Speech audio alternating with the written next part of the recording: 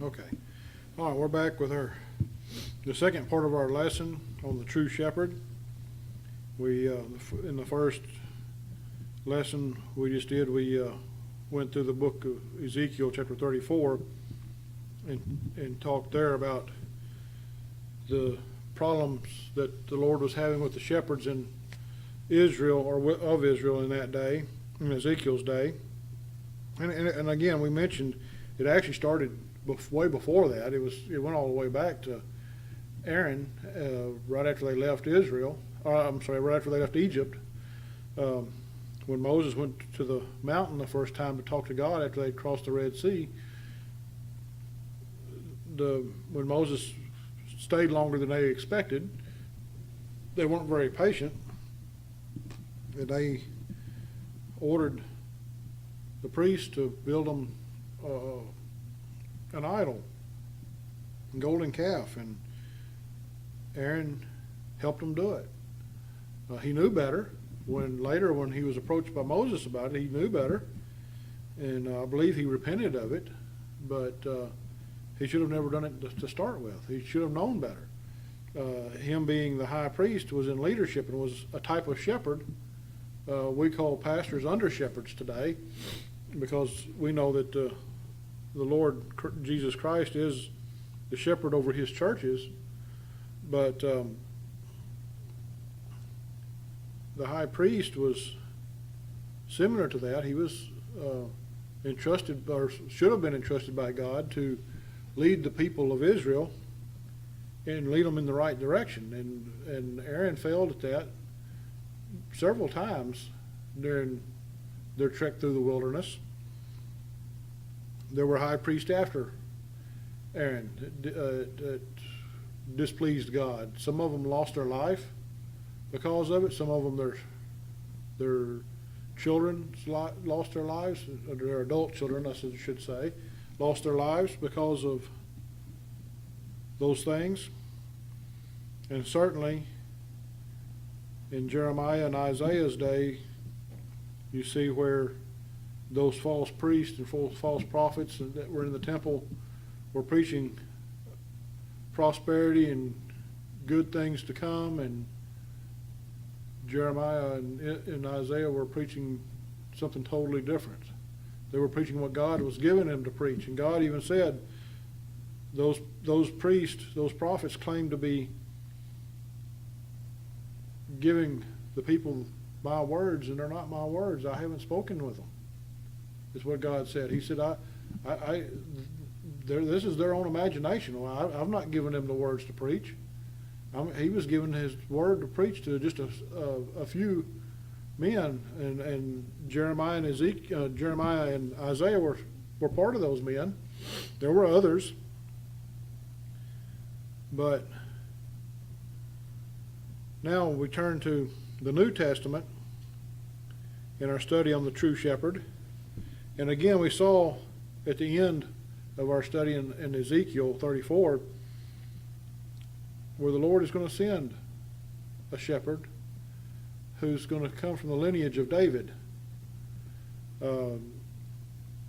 Many, like I mentioned, many think that it's going to be David himself, because they read what Ezekiel wrote there, and it kind of sort of appears that way, but we know from reading the New Testament, you see that Christ was of the lineage, his earthly self anyway was of the lineage of David, and he had to be to fulfill the prophecies.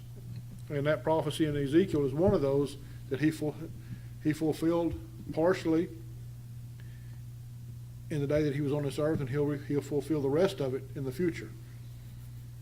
Now, in John chapter 10, we see Jesus in his earthly ministry talking to the Pharisees. Again, the Pharisees are antagonizing him. They're asking him questions, that trying to trip him up, trying to get him to preach falsely so that they can have him arrested. And that would have been the case in their day if a prophet who was doing what Jesus was doing and preaching what he was preaching, if they could catch him in a false preaching false doctrine, they could persuade the priest at the temple, the high priest, to send out guards from the temple to arrest this man and have him put to death or punished in whatever way they wanted. In this case, they were seeking to kill Christ. Very early in his ministry, as he became famous around the countryside for his healings and his preaching, they were trying to figure out ways to kill him. John chapter 10, verse 1 says, "Verily, verily, I say unto you, he that entereth not by the door into the sheepfold, but climbeth up some other way, the same is a thief and a robber." Now, what is he talking about here? He's talking to the Pharisees here. He that entereth not by the door into the sheepfold. And he's using agricultural terms again, and sometimes, again, maybe in our day and time, a lot of people don't understand agricultural terminology, or maybe if we do or did at one time, we have forgotten. But he said, he that entereth not by the door into the sheepfold. They would have a place where they would keep the sheep, especially in the wintertime, or if the weather was bad, and they called all the sheep back to the home place, where the shepherd's home was, or the owner of the sheep's home was. They would have a place where they could shut them up in a pen of some sort. In their day and time, oftentimes there would be a walled area, some kind of mud wall of some kind, and have a door. And not just anybody could go in and out. If you worked for the owner, if you were the shepherd or one of the shepherds, and depending on how wealthy that man was, your flock would have been kept in one certain area away from everybody else's, and you would be in charge of that flock, and you were the shepherd, and the sheep knew who you were. If a stranger walked in, the sheep would have a fit. Oftentimes they didn't like it if someone else come in, and oftentimes wouldn't listen to them. If they tried to drive the sheep, they wouldn't know the commands that the shepherd had trained those sheep to listen to. Just like training your dog. If a stranger comes up and tries to give your dog a command that he's not used to, or maybe your dog doesn't recognize their voice, more than likely he's not going to listen to them. Same way with the sheep. Verse 2, "But he that entereth in by the door is the shepherd of the sheep." So there were those who, he talks about this being thieves and robbers. A person that was not supposed to be there would climb over the fence instead of coming through the gate. Why? Well, because one, either they didn't have a key to the lock, or because they didn't want to be seen, so they would sneak in. The shepherd, out in the wide open, where everybody can see him, is going to walk through the gate. "To him the porter openeth." Now, who's the porter? Well, you had a man who, oftentimes, especially with wealthy people, wealthy farmers, they would hire a man to watch the gate. He would, maybe they didn't in their day and time, I don't know what kind of locking mechanisms they would have had if they had anything, but you had a porter who worked. He was not as highly paid as the shepherd, but he would watch the door and wouldn't let anybody in unless it was the shepherd. He was given strict orders. Only the shepherd is allowed in. That's it. "To him the porter openeth, and the sheep hear his voice, and he calleth his own sheep by name, and leadeth them out." Oftentimes, the shepherds named their sheep. He knew them. He knew them by name. He could tell by looking at them. Even if they all, to us, someone out from the outside was to look at them and say, "Oh, they all look the same." He could tell the differences. And if you ever worked around farm animals, and I know when I worked on the dairy farm, you worked around the cows enough, you could tell the difference. That they didn't all look the same once you got to seeing them every day. And you see them multiple times during the day. There were certain ones you could pick out that you recognize they're different. Now, I'm sure if you got a herd that was several hundred, it would become a problem. But these sheep, these herds of sheep, they weren't that large for one shepherd. It would have been enough for one man to handle. I couldn't tell you a number. I don't know what their numbers would have been. Some say that it would have been 100, because that's another example given in the New Testament, that you had the 99 and one. Maybe that's so. But the shepherd, he calls his sheep, his own sheep, by name, and he leadeth them out, because they will listen to him. Even the porter, he couldn't have done what the shepherd did. Even though he may have learned that there was a difference in the sheep, he could point out different ones, but the sheep weren't used to him being the leader. It was the shepherd only. And when he putteth forth his own sheep, he goeth before them, and the sheep follow him, for they know his voice. The sheep have come to trust the shepherd. They follow him wherever he will take them. You want to see a good example of this? Go to Psalms 23. That's a good example of how the shepherd leads the sheep and takes care of them. The sheep trust him. They'll follow him wherever he goes. If you've got, again, today we think of, a lot of people have house pets or a dog. You think of a dog in particular. Cats don't seem to be this way very well, but you have a dog. That dog, if it's a well-trained dog, and depending on what species it is, or what type of breed, I should say breed of dog, not species, but breed of dog it is, that dog, if he's well taken care of, will follow his owner wherever he goes. He can, if he's well trained, if that owner has worked with them and has trained them well, he can take them off a leash and let them loose, and they'll follow him wherever he wants to go, because they trust him, and because they know that they feel secure in the being around the owner. It was the same way with these sheep. They knew that this shepherd would protect them. The same way with us today, as far as Christ is concerned.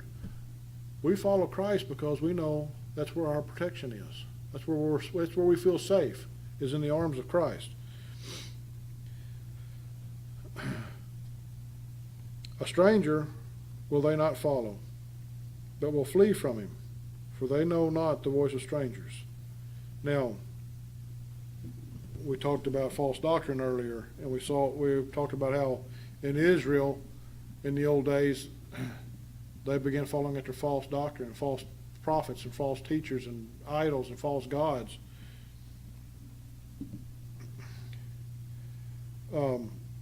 He says here, a stranger will they not follow. If we're true children of God, we'll follow Christ. Now, if a stranger comes along, he says, but they will flee from him, for they know not the voice of strangers.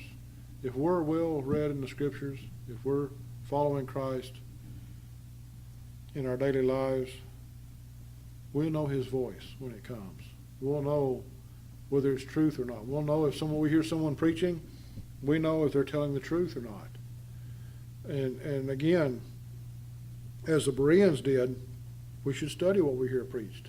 If we hear something that doesn't sound quite right, go home and look it up. Or, maybe approach that person after the service and say, hey, where did you get that from? Don't antagonize them. Don't make them mad like the Pharisees did, but just say, hey, I haven't heard it put that way before. Can you show me where you got that? I want to learn more about it. That's a good way to do it. Verse 6 says, this parable spake Jesus unto them, but they understood not what things they were which he spake unto them.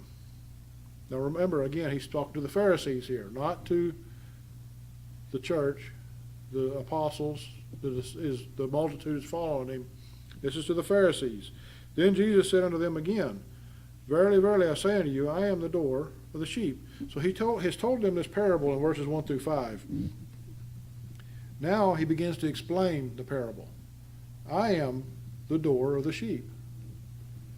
All that ever come before me are thieves and robbers, but the sheep did not hear them. The sheep did not hear the thieves and robbers. I am the door.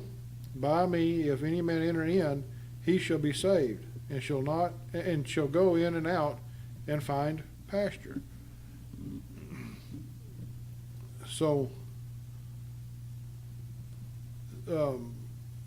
if he says, I am the door, by me, if any man enter in, if any enter in, anybody, the only ones that are allowed to enter in are those who are saved. That's it. The thief cometh not, but for to steal and to kill and to destroy. I am come that they might have life, and that they might have it more abundantly. Now, the thief is not going to come through the door.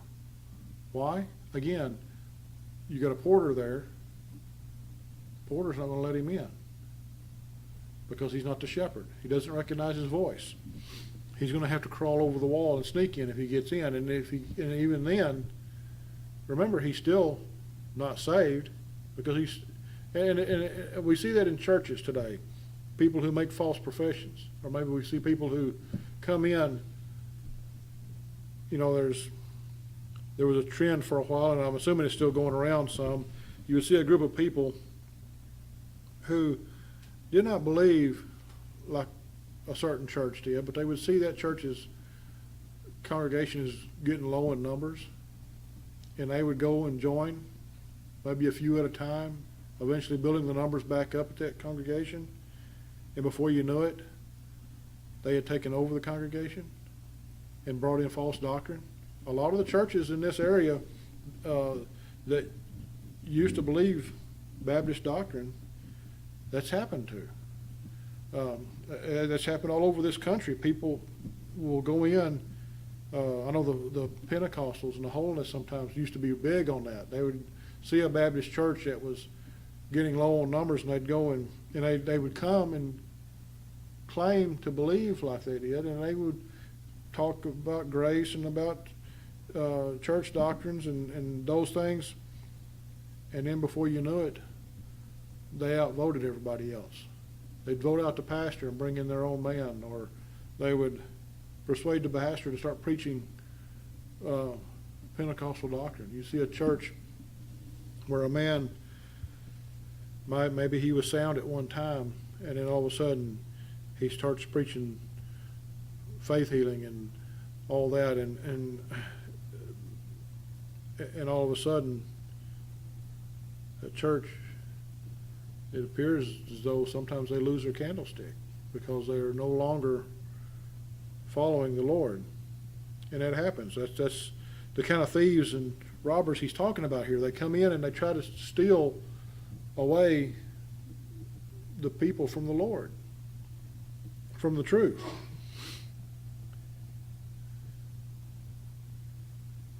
But he says, I am come that they might have life, and that they might have it more abundantly. And Jesus has come to give us life. And if we're saved, we have life, eternal life. Not this false doctrine of being saved today and lost again tomorrow because of some sin we've fallen off into. I've often wondered the people that believe it, how many times can you be saved and lost? Does that mean every time you sin every time you sin, does that mean that you're lost again? If that's the case, there's some people that are in some big trouble. That's such an easy doctrine to squelch with the Scripture. I mean, Christ tells us over and over again that He gives us eternal life. Eternal life means forever, not saved today and lost tomorrow. That's not what it means at all. We can't be kicked out of the flock, in other words. Now, we can be kicked out of a church for different reasons, but that's a different matter than what he's talking about here.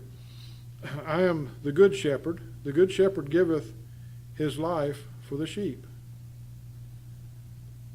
So he's not only is he the door to the sheepfold, but he's also the good shepherd. The good shepherd giveth his life for the sheep. And certainly, if you go back and read the stories in the Old Testament about King David, before when he was a boy and he was watching over his father's flocks. And you read the stories of where there was times where he fought a bear and he fought a lion and I don't know what else. But he put his life on the line to save those sheep. And that's how a shepherd was to act.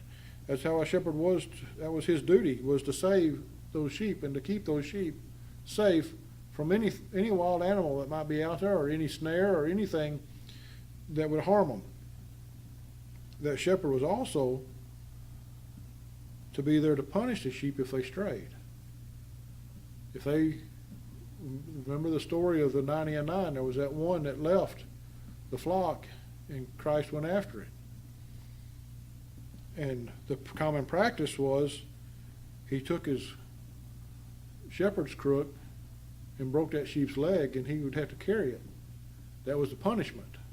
That was his chastisement upon that sheep. If you're going to keep running away, I'm going to break your leg, and you're going to have to suffer for a little bit. But once it was over, that sheep was loyal again and would stay loyal because they didn't want their leg broke again. Same way with us, or it should be with us. We don't want to receive God's chastisement over and over again, do we? Then why do we keep sinning over and over again? Well, because we're stubborn and hard-headed, and like sheep, we want to do what we want to do. Verse 12, but he that is an hireling and not the shepherd. In other words, the one that is in it for the money. A good shepherd is not in it for the money. They're in it because they love to be with the animals. They love it because they're in it for the love of the job. And if you've ever been in a workplace where you see people like that oftentimes, and we should be that way ourselves.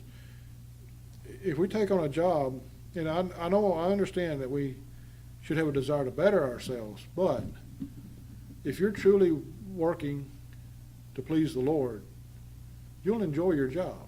And I understand too, there's times where there's jobs we may have that we're just miserable in because maybe it's not a God-honoring job, or maybe it's the other people we have to work with are difficult to deal with. Maybe we don't have a good boss. Maybe there's a lot of persecution there for whatever reason. But the shepherd was one who was there because he loved his job. He loved being with the sheep. Same way with Christ. He loves being with his sheep, with his people. He's not a hireling. He's not one that's out there for the money. And there are a lot of people like that today, that they take a job. There's pastors that way. They're after the money. If they're not making enough money, they're going to move. They're going to leave a congregation. And the sad thing is one thing that I personally that I believe is if you're going to leave and go, you think the Lord's calling you somewhere else, I don't believe you should leave that congregation without a pastor. You should be leaving. If you're going to leave a congregation, leave them with another shepherd. You can't leave a sheep by themselves. They can't lead themselves. And people will say, well, we've got the Lord to lead us. Well, that's true, and maybe that works for a time, but you still need a shepherd. And I'm talking about an under shepherd, not the good shepherd. And so you have those who are in it for the money. They don't care about the people. They may say they do. They may appear to care about the people. But I used the example earlier about men not going to pastor because the church didn't have a parsonage or couldn't provide a full-time salary couldn't provide insurance, health insurance for their families or whatever. That's a hireling. If that's what you're after, that's a hireling. You're not a good shepherd. You're a hireling.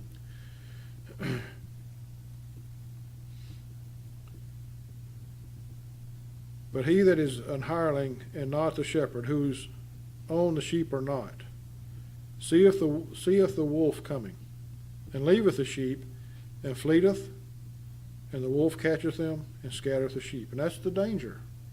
When you leave, if you're a hireling, and you see trouble coming, maybe there's some false doctrine that's slipping into the congregation, and you don't want to deal with it. Or maybe there's someone in the congregation that's causing you problems and you don't want to deal with them, and you just decide to get up and leave. That's a hireling. Another example of a hireling. You can't run every time trouble comes. If you do,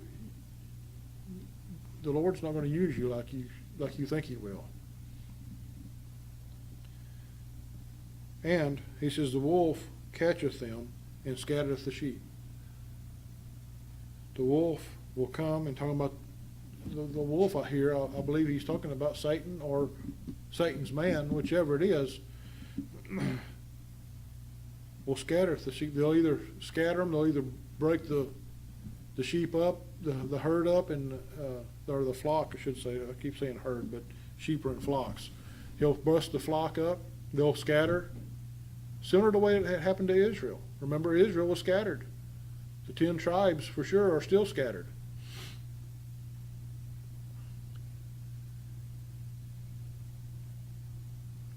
They'll either scatter them, or they bring in false doctrine and they begin to follow after it. And then the wolf has them caught. The hireling fleeth, because he is an hireling and careth not for the sheep. And again, we see that a lot today in churches where a man just can't handle criticism. He can't handle maybe things are not going as fast as he wants. The congregation is not growing. Maybe it's decreasing instead of growing. And all of a sudden he just decides, well, I need to go somewhere else. I need to make more money. I need to go somewhere where there's more people. I need to go somewhere where they've got a nicer building, or again, they've got a parsonage, or they can provide me enough money to buy a house, whichever. They can buy me a car, or they can pay me to travel when I want to travel. Whatever the case may be, a hireling, he says, the hireling fleeth, because he is an hireling and careth not for the sheep. He cares not for the people of the congregation. And again, that happens a lot today. I am the good shepherd, and know my sheep, and am known of mine. Now we know the good shepherd, he mentions here, is not going to flee. He's not a hireling, though he's the wealthiest one we could ever think of, because he owns everything in this heavens and earth, in his creation. He will never leave his sheep. His sheep may wander off. When we all do that at times, we may wander off and follow after some false doctrine. We may fall off into some sin. We may backslide. But he still calls us back, doesn't he? He comes and gets us and brings us to him. As the Father knoweth me, even so know I the Father, and I lay down my life for the sheep. So we know this is Christ preaching prophecy. He would lay down his life for his sheep eventually on this earth. And other sheep I have. Now again, remember he's speaking to the Pharisees here. Other sheep I have, which are not of this fold. Them also I must bring, and they shall hear my voice, and there shall be one fold and one shepherd. Now, some try to throw the church in here with this. We know that he's speaking to the Pharisees. He's speaking to Israel, men of Israel here. They were, he's saying that I have other sheep which are not of Israel. Who is he speaking of? The Gentiles. We know the Gentiles, the Lord was going to save a bunch of Gentiles. There was groups of Gentiles in the Old Testament that were saved. Were they part of the family of God? Certainly they were. What about the Gentiles in the New Testament? Those that were in the churches and those who were not in the churches. They're still part of the family of God if they've been saved. They're part of that flock that he's referring to here. And they're all fall under one shepherd. Therefore doth my Father love me, because I lay down my life that I might take it again. So he's gonna die, and he's gonna be risen again. He's gonna come again. No man taketh it from me, but I lay it down of myself. I have power to lay it down, and I have power to take it again. This commandment have I received of my Father. So no man, it didn't matter who it was, whether it was the high priest or Pilate or anybody else, these Pharisees that he's talking to here, nobody could take his life. Only he could. Only he could permit them to take his life. They would do the physical part, but it was only because of his approval. They could not do it on their own without him giving himself over to them. And this angered these men, because they thought they were in control. They thought that they could have him put to death anytime they wanted to, which, humanly speaking, they could have. All they had to do was give the word to the high priest that, hey, we've heard him preaching this. We've heard him comparing himself to God the Father. He says he's the Messiah. He's a false prophet. He's of the devil. He needs to be put to death before he stirs up the people. They could have had him put to death anytime they wanted, according to them, but according to him, it had to be in his time. He says, but I lay it down myself. No man taketh it from me, but I lay it down myself. He laid down his life himself. He permitted them to do what they did to him. I have power to lay it down, and I have power to take it again. He said, how did he have this power? Because he was God. Even when he was on this earth, in his life on this earth, he was still God. He controlled whatever he wanted. And when the time came, he had the power to lay down his life. He was the ultimate sacrifice. Remember, he was the high priest. He is the high priest and the sacrifice both. The high priest was the only one who could go into the Holy of Holies and offer the sacrifice.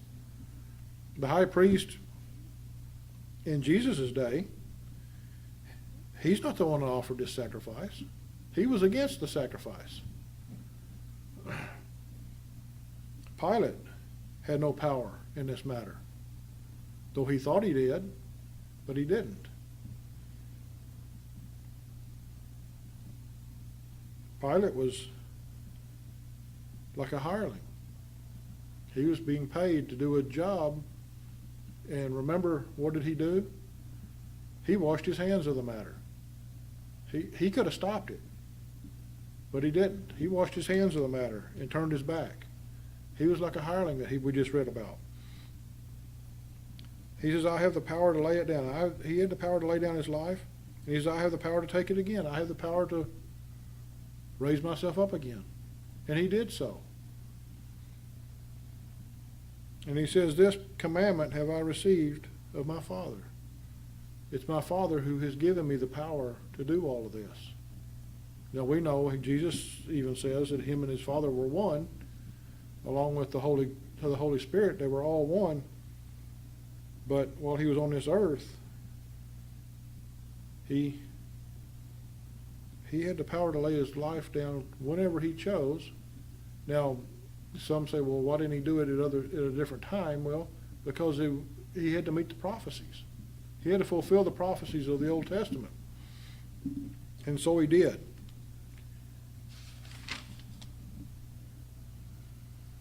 Now, just to read on, just to verse 21, and we'll stop there. There was a division, therefore, again among the Jews for these sayings. And many of them said, He hath a devil, and is mad. Why hear ye him? Others said, These are not the words of him that hath a devil. Can a devil open the eyes of the blind? Well, he had just healed a man from blindness before all this took place. But there were some of the Jews that were saying that he was of the devil because they accused him of blasphemy, claiming to be, well, one, for claiming to be God himself, and two, to being the Son of God, and three, when he said that he could lay his life down and take it again. They didn't believe any man could do that. They said it has to be a devil that would do that. And yet, their own prophecies in the Old Testament prophesied of this. And yet it's almost like we think, well, why didn't they bring that back to memory? Why didn't they come back? Why didn't they realize what he was talking about was truth? Well, for one, it's because they were blinded. He had blinded them from these thoughts. The devil had blinded them from these thoughts. They couldn't see that he was the Messiah. It was impossible. And a lot of those, the vast majority of those men that he's talking to here were because they weren't his elect. They weren't his chosen. They would never be saved. There were some that were. We see evidence of that there were a few of the Pharisees, and even the Pharisees and Sadducees and the scribes.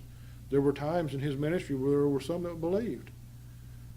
But for the majority of them, as far as we know, they never believed.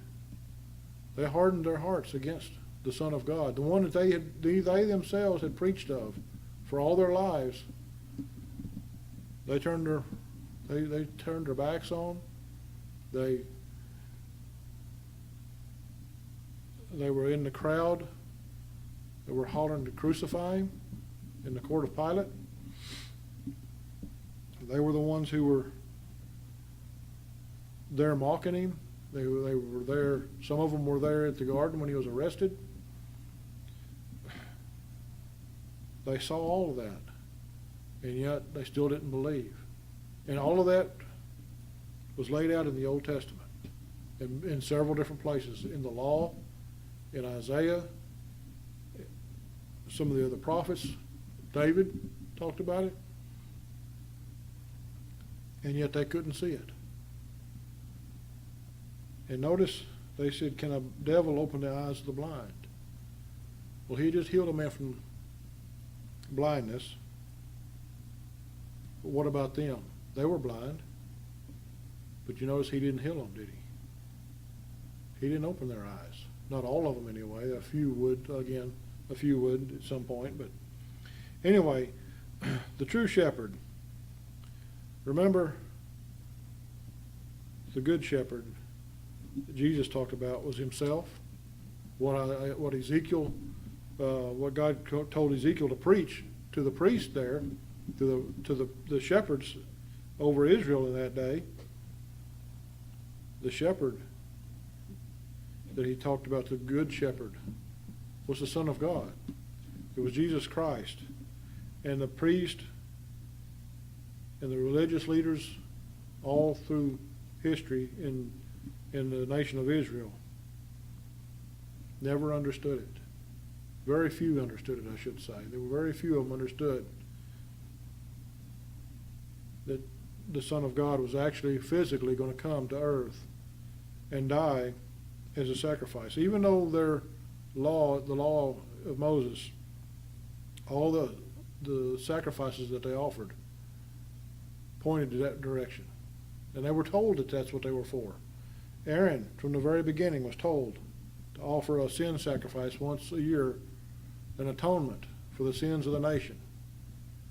And they carried out that sacrifice all the way through, I guess, till the temple was destroyed the last time. The second temple was destroyed by Rome in 70 A.D.